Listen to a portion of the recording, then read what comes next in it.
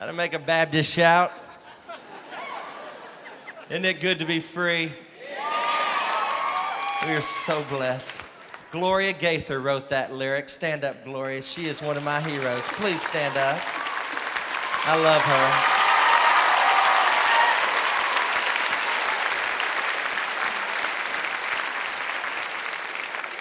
Tell you what, the past 13 years of traveling with the vocal band, the best thing about it has been breakfast with Gloria. She has taken my brain and shredded it in so many different directions. That is one of the most brilliant human beings you'll ever know, and one of the godliest women I've ever known in my life. And I love you, Gloria.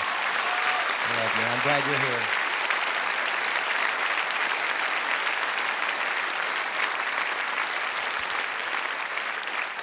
I've been with the vocal band for I need some water. Hold on. This is no joke. Oh, that's a little Lord's Supper cup of water right there. We could have a Presbyterian baptismal with that water. Baptize the whole front row. That is what you call a budget.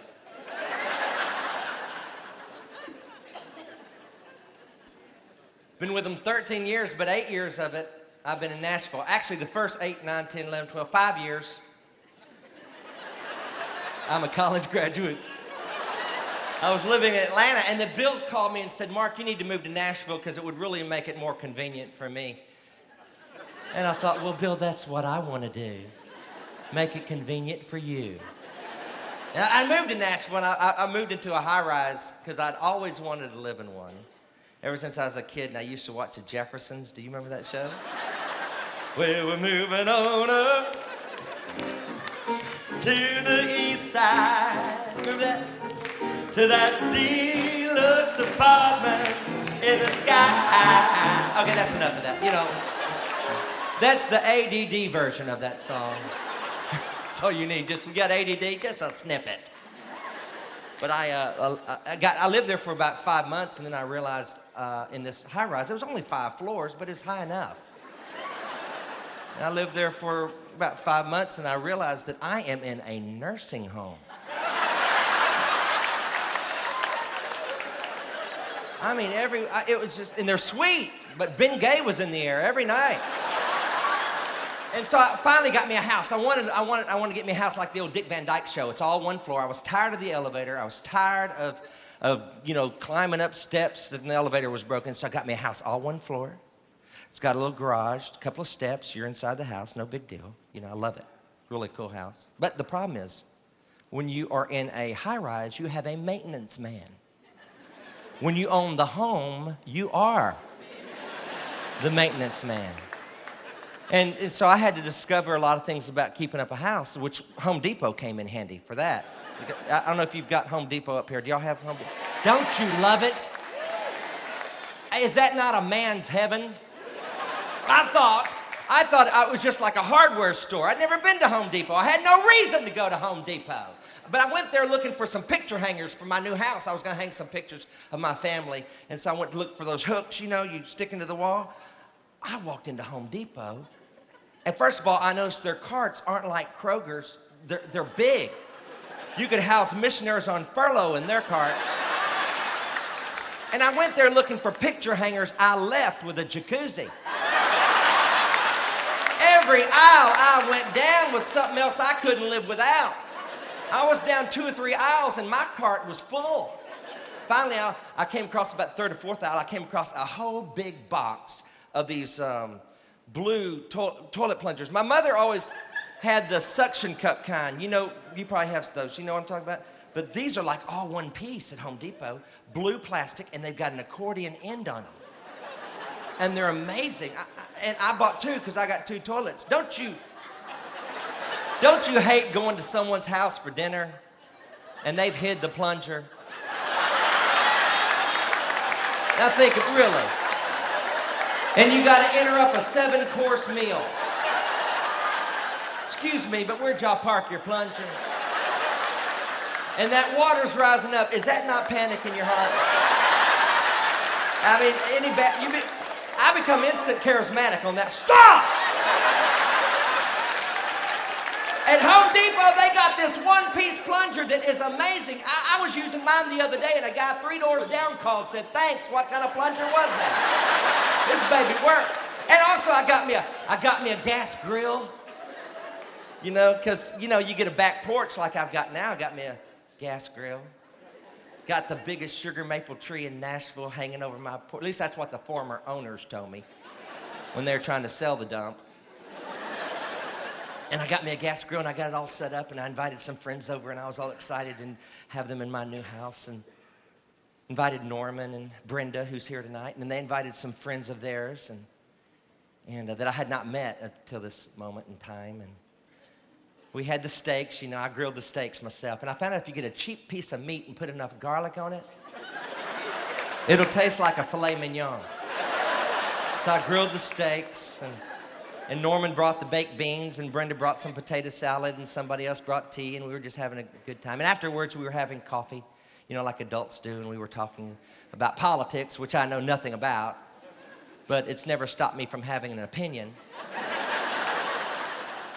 And we were saying this, and I said, you know, I vote this way because I'm a Christian, and I believe certain things, and that I want to, you know, see happen or whatever. And Nancy, who was a friend of Brenda's, spoke up and said, well, I don't believe in God. And I vote the opposite of you. I didn't care how she voted. All I heard was, I don't believe in God. I got so excited. I'd never had one in my home before. I went around and locked all the doors. I said, you're going to be here a while. Oh, we had a wonderful time. I started explaining. I said, you know what? I would be an atheist too if I had that much faith.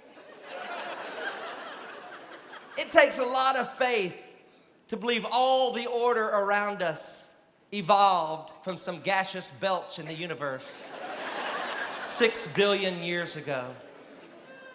You know, order never comes from chaos unless somebody puts it together. All the order in the universe. You know, if I took my watch apart, my Timex Indiglo, I love my watch. I was up all night looking at that watch. But every 15 minutes, I was checking it last night. But what if I took it off my arm and took it totally apart and stuck the pieces in a sack, and then I shook the sack for 6 billion years? What if after 6 billion years, what would be the chances of me pulling out a watch that's ticking and on time? I don't even have enough faith for that. I certainly don't have enough faith to think that this complicated universe around us, and even in our bodies, DNA, they've just in the last few years discovered DNA. I've had it all along. And look at your thumbprint. Everybody look at your thumbprint right now. Did you know that's an original? You are thumb body. There ain't another one like you in the world. I don't have enough faith to believe all the order around us came from chaos. And once you realize you don't have enough faith to believe that there isn't a God, you need to go on the hunt to find out who this God is. And you know what? For us to know God, he'd have had to find us. In this great big universe, how are we going to find God? The best we can do is send a Tonka truck to Mars.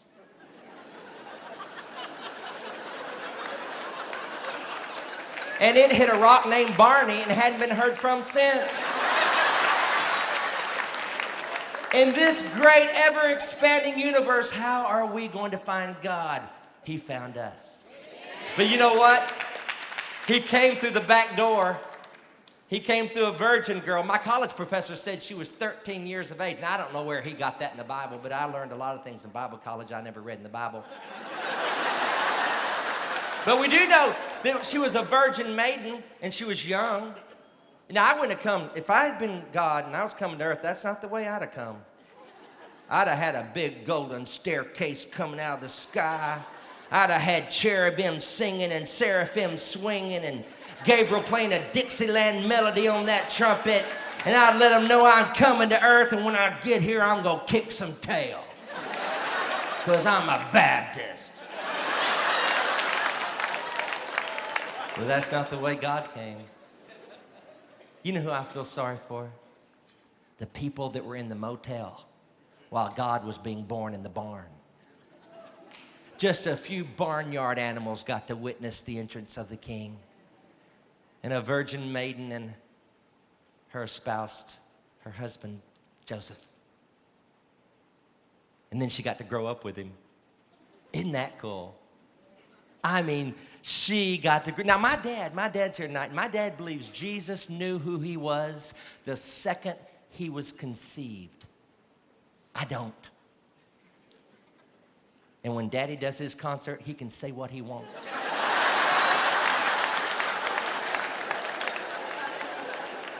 I said, Daddy, if Jesus knew who he was the second he was conceived, then he was faking all those diaper changes. Because Mary changed God's diapers. Mary got to have God nurse at her breast. Mary taught God how to talk. Mary taught God how to walk, because when our God came to earth, he set aside his omniscience, his omnipresence, and wrapped himself in flesh and became one of us so we could know him. And I do know that my dad didn't agree on this. By the time he was 12, we know Jesus knew who he was. Because can you imagine? Think of the bedtime stories. When Jesus would crawl up in Mary's lap and say, Mama, tell me that story again about when the angel came. Tell me that story again about what the wise men brought me. What great bedtime stories. My dad's one of the best bedtime storytellers that ever lived. In fact, if he'd still tell me bedtime stories, I'd still live at home. But can you imagine those bedtime stories? He knew who he was by the time he was 12. I mean, his own mom had probably told him. Just think about that. And he was 12 years of age. He was teaching at the temple. And he ditched his mom for 2 days. They went off and left Jesus, and Jesus wasn't with them. And can you imagine the panic in Mary's heart when she finally realized that Jesus wasn't with them? Here she's been entrusted with God's kid, and she's lost him. And she hightails it back to Jerusalem. She said, where have you been? He said, don't you know? I must be about my Father's business. And she bought it. That line never worked for me. Mama said, I'll show you your Father's business. Get in the house. Because my mama knew I wasn't virgin born. But if anybody knew Jesus was virgin born, Mary knew it. And then we don't know what happened. Between 12 and 30, we have no idea what happened. Nobody wrote it down. Good night, God's in the house. Isn't somebody keeping a journal? We have no idea what happened between 12 and 30. Nobody wrote it down. I want to know about those silent years. I want to know what he was like as a teenager. I want to know, did he have a hero? I want to know, did she ever make him get a haircut? I want to know, did she ever tell him to turn the music down?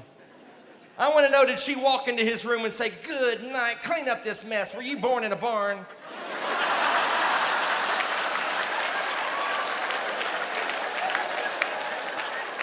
I want to know, did he have a girlfriend? I want to know, did he ever perform miracles around the house? And if he didn't, how did you know he could? Next time we see him, he's 30 years of age. He knows he's the Messiah. Mary knows he's the Messiah. He's still living at home. And she's ready for him to go Messiah. Has your mother ever said anything to you, and it doesn't matter what flies out of her mouth, you know exactly what she's thinking? You know what she's meaning? I believe we have one of those here. They've run out of wine at the marriage supper.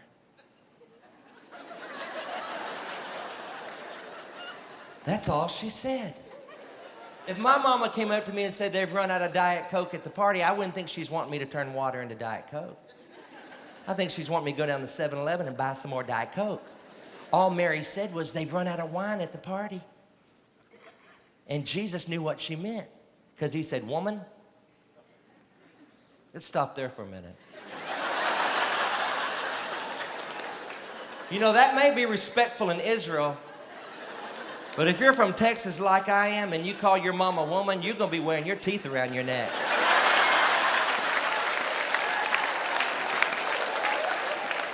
He said, woman, what have I to do with thee? It's not my time. But it was. I love the fact that Jesus' first miracle wasn't raising anyone from the dead. His first miracle wasn't giving sight to the blind. His first miracle was turning water into wine. His first miracle was one just to keep the party going. And then he started doing all those cool miracles. He did give sight to the blind. He did give new ears to the deaf. He did give a new mind to the demon-possessed. And he did raise the dead. Lazarus was one of those people. I mean, how would you like to have been Lazarus? He'd already died and got that out of the way. He's in paradise eating fried chicken with Moses and Abraham. Talking about how tough it was getting there, but oh, now we're in paradise. Lazarus, come forth. What do you want? By now I stinketh. And Lazarus had to die again. Unless he's Bill Gaither.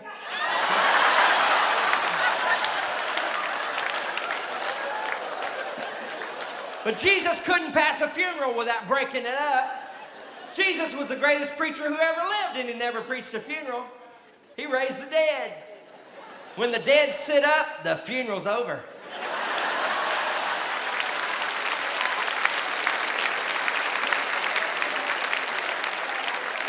Don't you be raising no dead people at my Baptist church. You'll have to raise us all. Don't you mess up a good funeral. Let them lay there.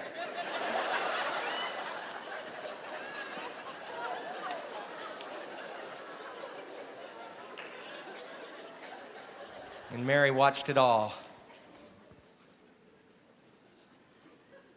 and pondered those things in her heart.